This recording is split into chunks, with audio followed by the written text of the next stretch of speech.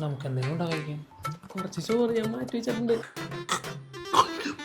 Rice എടുക്കുമ്പോ ചേച്ചി അപ്പൊ അതും തീർന്ന്. അന്ന് തൂത്തുക്കുടിയിൽ നല്ല മഴയുള്ള രാത്രിയായിരുന്നു.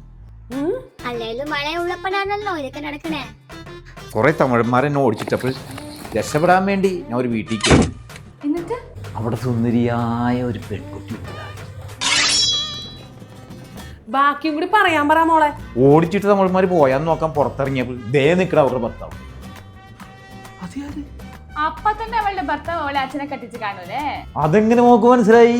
ഇതേ ചെറിയ പിള്ളെ പള്ളി പോയി പറഞ്ഞാൽ മതി. അതിനവിടെ പള്ളിയൊന്നുമില്ല. എന്നെ വല്ല അമ്പലത്തിൽ പോയി പറഞ്ഞാൽ മതി. ഇത് മുത്തൻ നോടാ അമ്മേ. എങ്കിലും പാവപ്പെട്ട ഒരു പെണ്ണിനെ താലി കെട്ടി എന്റെ ഏട്ടൻ താൻ ചതിച്ചില്ലല്ലോ.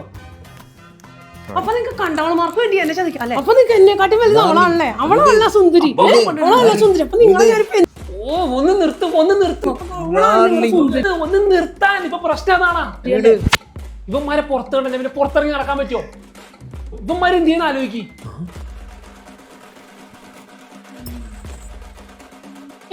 അപ്പൊ നമ്മുടെ ഇന്നത്തെ പരിപാടി മുതലക്കറിട്ടാ.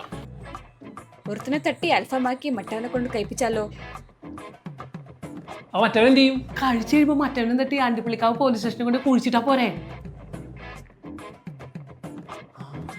എന്നാ ഞാൻ പോയി അൽഫാമിനുള്ള മസാല മേടിച്ചിട്ട് വരാം.